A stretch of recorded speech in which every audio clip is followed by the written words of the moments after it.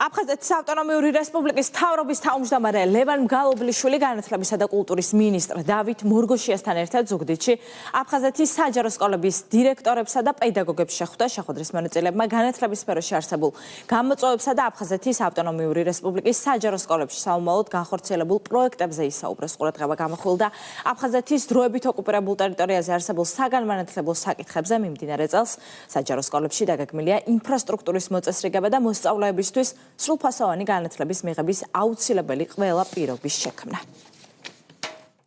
ჩემთვის ორმაგად მნიშვნელოვანი არის დროებით ოკუპირებულ ტერიტორიაზე მოღვაწე ჩვენი მასწავლებლების საჭიროებები.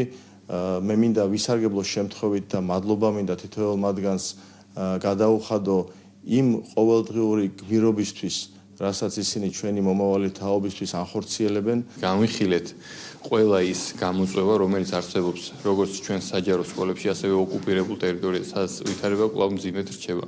ეს შეხვედრები კვლავ გაგრძელდება და სწრაფ რეაგირებას მოვახდენთ არსებულ პრობლემებთან დაკავშირებით. აფხაზეთის მთავრობამ, განათლებისა და კულტურის სამინისტრომ ძალიან სწორად აგეგმა.